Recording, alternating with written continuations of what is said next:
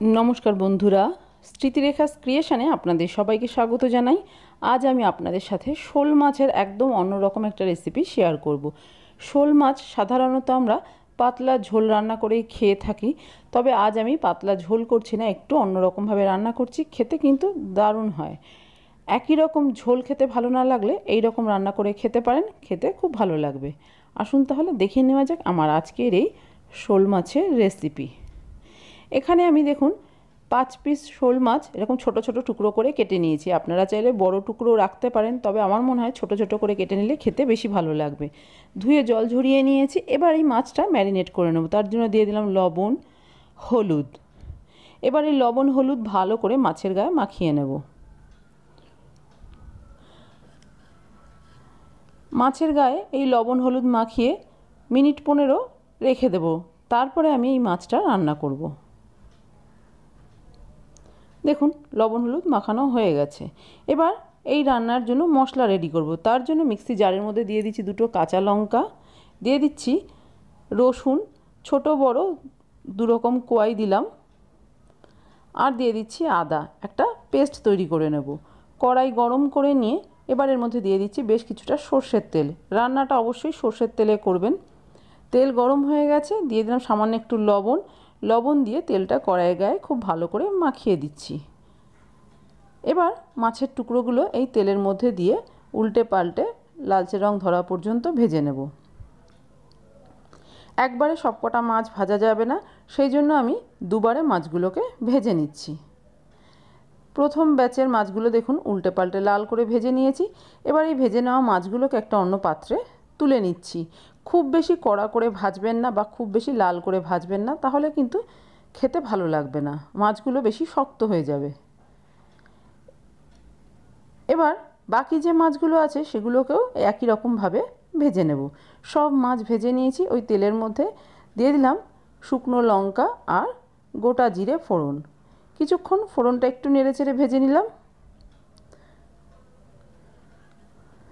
ফোড়ন ভাজা হয়ে গেছে। এবার এর মধ্যে আমি দিয়ে দেব একটা পেঁয়াজ কুচি। পেঁয়াজটা ছোট ছোট করে কেটে নিয়েছি, সেই পেঁয়াজ কুচি দিয়ে দিলাম।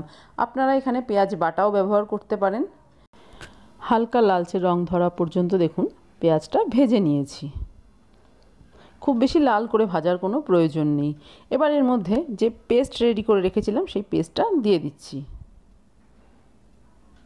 আবারও ভালো করে নেড়েচেড়ে কষিয়ে নিতে হবে কাঁচা গন্ধটা চলে যাওয়া পর্যন্ত।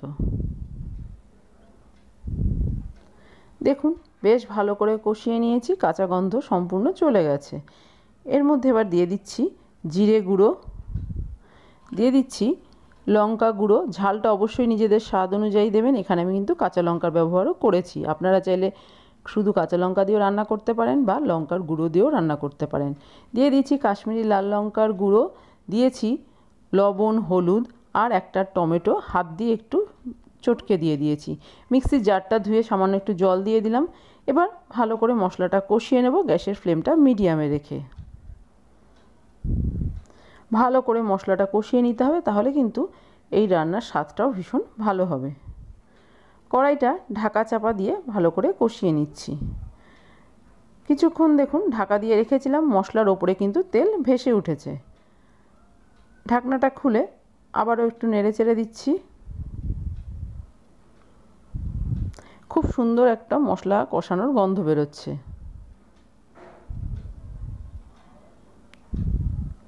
দিয়ে দিচ্ছি এর মধ্যে সামান্য একটু চিনি। চিনি দেওয়াটা অপশনাল, আপনার ইচ্ছে না হলে বাদ দিতে পারেন, তবে যেহেতু এখানে টমেটো ব্যবহার করেছি সেই জন্য সামান্য একটু চিনি দিলাম, খেতে ভালো লাগবে।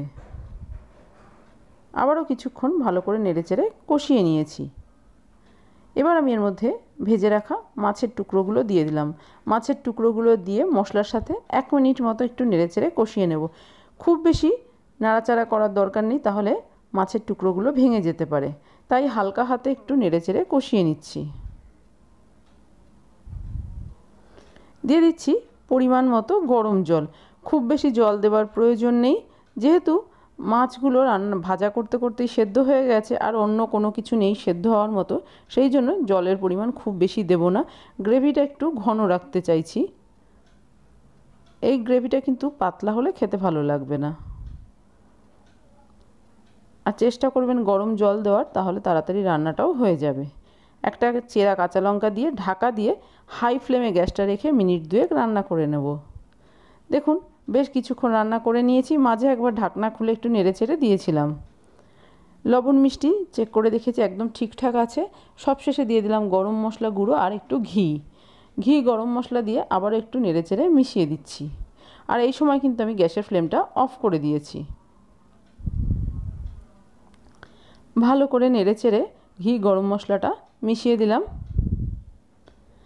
এবার কড়াইটা ঢাকা দিয়ে কিছুক্ষণ স্ট্যান্ডিং টাইমে এইভাবে রেখে দেবো, তারপরে গরম গরম ভাতের সাথে শোল মাছের এই রেসিপি সার্ভ করে দেবো। তৈরি হয়ে গেছে আমার আজকের একদম অন্য স্বাদের শোল মাছের একটা রেসিপি। খেতে দারুণ লাগে। এর মধ্যে আপনারা চাইলে আলুর ব্যবহারও করতে পারেন, আলু দিলেও খেতে খুব ভালো লাগবে। আমার আজকের এই একদম অন্য রকমের শোল মাছের রেসিপি আপনাদের কেমন লাগলো বাড়িতে করে দেখতে পারেন।